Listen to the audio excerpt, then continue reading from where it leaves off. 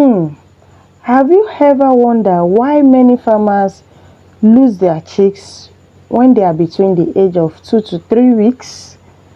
It is not magic. Most time it's mostly gomboro. Have you heard of that disease before? And coccidiosis. Let me break it down. When your pullet has still between the age of week 2 to week 3, at this stage, your pullet has still growing fast. They grow very fast, but they are vulnerable. Now, here is our standard routine at Uslam Farm and why it works.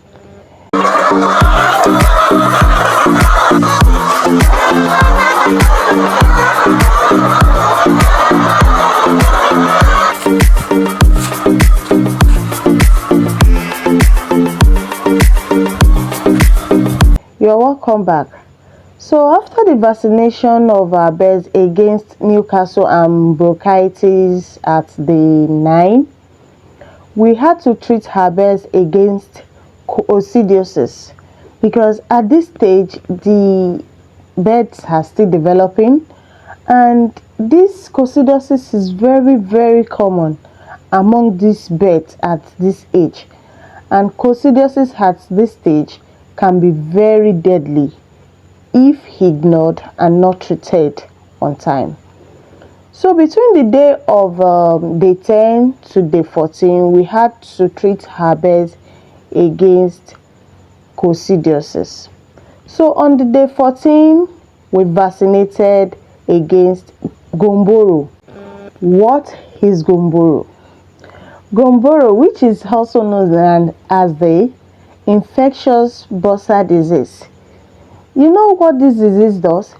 It attacks the vital immune organs called the bursars of Fabricus.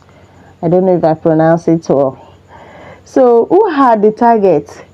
At this age, your pullets between the around the age of week 2 to week 6, these diseases is very common. How do they spread? These diseases are spreading through droppings. You know, as your birds are still small, they are still trying to develop, and they have to peck around their droppings. So this disease is spread through droppings, contaminated equipment. If that is why it's always good you sanitize your equipment. Your equipment are the drinkers, they are feeders, because at this their age they tend to poo on it. So you have to make sure that they are well sanitized, and also reduce the amount of people that you allow into your farm. And what are the depression? The depression that you see is that they will have diarrhea, that is, there will be water in their droppings, they stool and it's always watery. They will be depressed, they would not eat, they have pure immune, and the next thing is death. You see, this gomboro weakens the chick's immune system for life. That is why it is always good you arrest this gomboro, because even if these chicks, if they get well, even if they survive, this gomboro will attack their immune system for life. So why can't we just prevent it? That is why we had to win this battle before exposure its peak. So we, at this day 15, we try to give them the gomboro vaccine. We ensure that they are tasty. We carry all the necessary routines that we ought to carry, and we ensure that her litters are dry and clean. Okay, so here is the vaccine. I will gently put it inside the water and allow it to dissolve completely.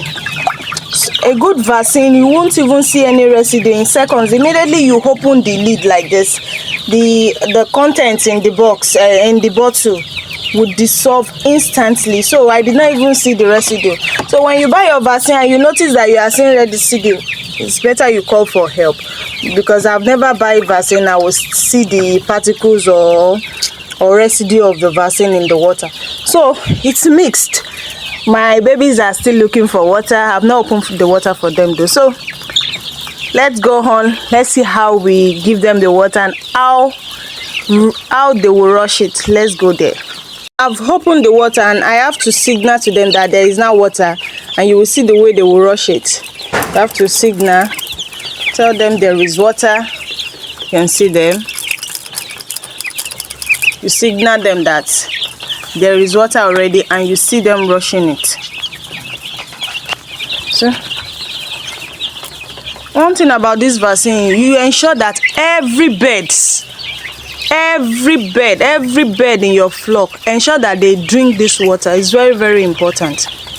Any birds that you notice that they are sleeping or lying down, you ensure you pursue everybody.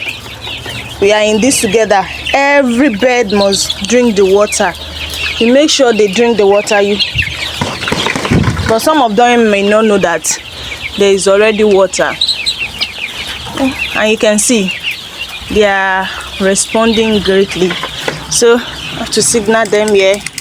There is water. You see them coming. They drink the water. So in less than 30 minutes, they've already finished the water. No more water left in there. Let's check the little drinker. Let's see. No more water. No water left. And let's check their the main container, their butter. Let's check if we still have water.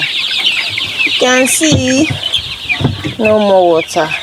They finished everything. So what we'll do next is to give them fresh water. So I have to open the fresh water, so they will take the fresh water throughout today again. That's it. That will be all for day 15. So I have a question to ask. What is that one thing that you always check before leaving your poultry house every day? Because as for me, I ensure that every bird eats and drink. I ensure that no bird is depressed, and I ensure that no matter how tired I am before leaving the poultry house, I ensure that I check their droppings. I check that every morning. I will make sure that you will even think I'm looking for something in their litter. I ensure that I check for the droppings, so that if there is a change the next morning, I will swift into action. So drop your answer in the comment section, or share this tip with your fellow farmer. You see, strong pullets make productive layers. Gomboro is real, but with discipline and knowledge, you can stay ahead. Tag someone who needs this as a reminder. If you find this video helpful, please kindly give it like, comment, even if it is laba comment, put for us, and share with a fellow farmer who might need this.